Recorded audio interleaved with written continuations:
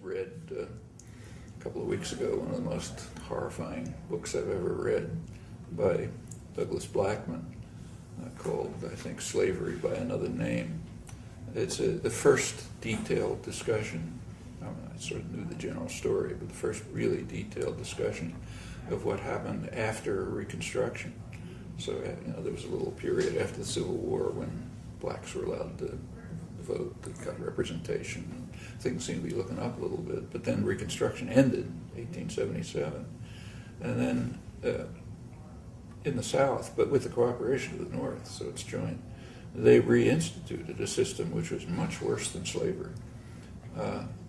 It was basically incarceration of the black population under a system of laws which essentially criminalized black life. Like vagrancy, or talking too loud, or looking at a white woman, or whatever it may be.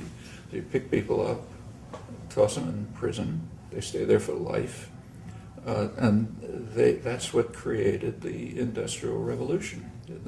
Big, steel, so on and so forth, mines, hideous conditions, much worse than slavery, for good reasons. I mean, slave owners, their slaves were capital. They had to sort of take care of them. But here, it's nothing. You just rent them from the prisons.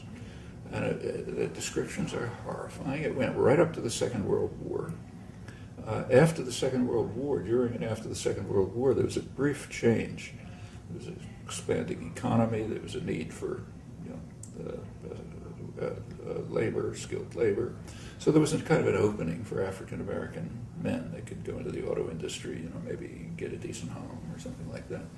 Around the book doesn't go into this, but if you think about it, that period ended in the 1970s when the country moved towards a kind of financialization, deindustrialization, financialization. There's nothing left for what amounted to poor immigrants. Like, when my father was an immigrant in the early part of the 20th century, there was an expanding economy. He could work in a sweatshop and end up with his kid going to college and so on. So that's now closed, and what's happening instead is that the blacks are being thrown into jail again. The incarceration rate, as I'm sure you know, has gone up from around 1980, just skyrocketed way beyond any other country, and having nothing to do with crime, crime rates. So if you look at the whole history, there's slavery, there's post-Reconstruction, worse than slavery, goes up to the Second World War, a little window, which was not beautiful, but at least it was something, and then back into slavery and prison labor and so on. Mm-hmm. That's the history of blacks in America for centuries.